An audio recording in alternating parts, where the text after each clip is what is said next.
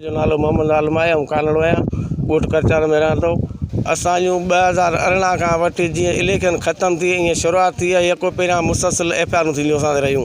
FIR थींदे थींदे हिन खां बावजूदु हाणे चोरियुनि जी शुरूआति पहिरियां शुरूआति में हिकिड़ो मुंहिंजी न पर पूरे कनड़ा क़ौम जी तमामु घणियूं चोरियूं थी चुकियूं आहिनि। असीं जॾहिं पहुचूं था उन्हनि ते SHO ते मुंहिंजा हथ ॿधल मां कुझु बि नथो करे सघां।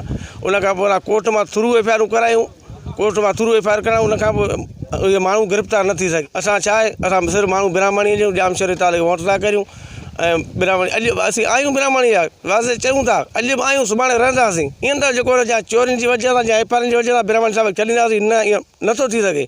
असां अॼु ब्राह्मणी जा आहियूं सुभाणे ब्राह्मणी जा रहंदासीं। भले केतिरियूं चोरियूं न पर जेकॾहिं सीनाज़ोरी में थियणु शुरू लॻी आहिनि। जो ताज़ो वाक़ियो थियो अमरनाथ सां राति जो पंहिंजी बनी हिन शोलर ते वेठो चौकी ॾींदे जॾहिं राति हुनखे फिरी आया हथियारबंद 5 ॼणा हुनजी ॿाहूं टंगूं ॿधी हुनखे उछलाए ऐं हुन सामान कढिया खणे हलिया विया आहिनि ऐं पोइ बि SHO चए थो कुर्ताणो। ऐं इहो को इंसाफ़ असां आला ऑफिसरनि खे अपील था करियूं बराए महिरबानी असां ते थोरो ध्यानु ॾियो, असांखे मजबूर न कयो।